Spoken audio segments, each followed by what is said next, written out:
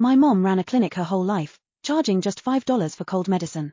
After I took over the clinic, I followed her teachings closely, doing my best to care for the folks in our community. However, after I charged an influencer $30 for medication, I got blasted online as a scam clinic that was out to rob people blind.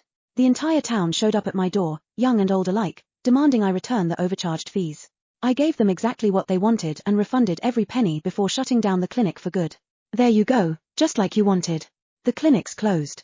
From now on, if you've got health concerns, feel free to drive 30 miles to the county hospital for consultation. I wish you all good health. The very next day, they were back at my door again. Only this time, they were begging me to reopen. Chapter 1. $30? That's daylight robbery. The young woman speaking was Faye Lincoln, a social media influencer who had recently returned to town. She was just a bit under the weather, with some mild diarrhea from the change in environment. I had prescribed her the gentlest digestive medication I had. I replied, "Miss, the medication alone costs $25. I only charged you $5 for the consultation, which is more than reasonable." She waved her phone in my face, screen pointed right at me. "Stop lying to me, I just looked it up online, and the exact same medication sells for $25. With free shipping. You claim you only charged $5 for the consultation? What about the government subsidies that rural clinics like yours get for medications? Did you pocket all of that yourself?" Subsidies? I was caught off guard by the word. I let out a bitter laugh. Those subsidies required complicated applications, and even when approved, the amount barely covered anything. For convenience, I had always gotten my medications through a pharmaceutical contact I knew personally, specifically because their products were effective with minimal side effects. I had graduated from a top medical school with multiple prestigious hospitals offering me positions. However, Aaron Hayes, our town mayor, had tracked me down and explained how far the town was from the county seat and how hard it was for the elderly and kids to get medical care. He asked if I would consider coming back. Remembering how the townspeople had helped my mom and me after my dad passed away, I had agreed. I had been the town doctor for 5 years and dealt with unreasonable patients before, so I immediately pointed to the price board on the wall. All medication prices are posted publicly and transparently. I have to pay for my inventory too, and I haven't overcharged you a single cent. Oh, wow. You really put on a good show, don't you?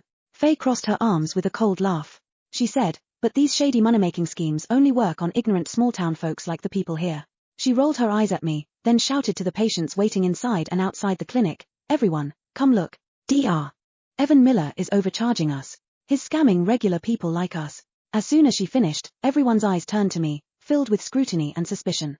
Thankfully, my neighbor, little Daisy Turman, pushed through the crowd, her cheeks puffed out in anger as she glared at Faye. "Faye, you're lying. Dr. Miller is a good person. Last time I had a fever, Dr. Miller treated me and even gave me candy. He's so kind."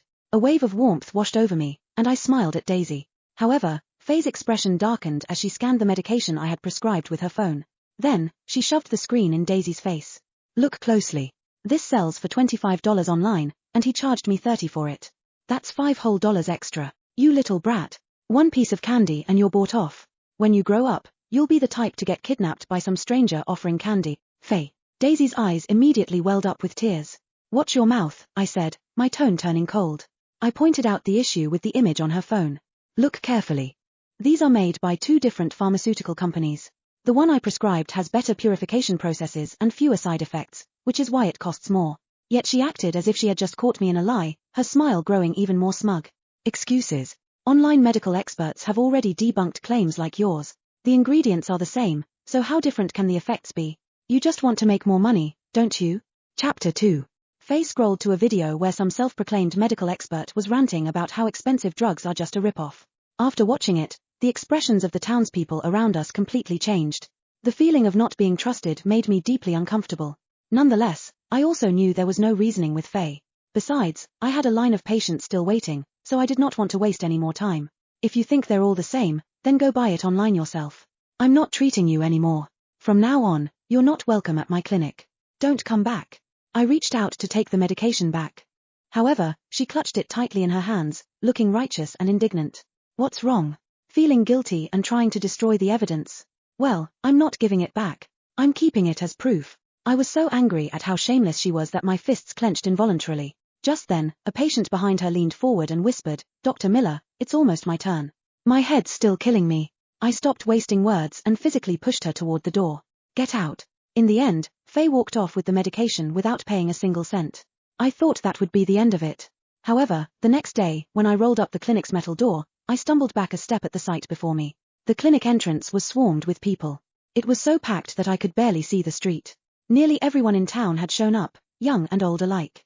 The way they looked at me had completely changed from the usual respect and warmth to anger and contempt. "Give us our money back," someone in the crowd shouted, and suddenly everyone erupted. "Evan, return the money you overcharged us. We trusted you so much, and you were secretly making dirty money off us."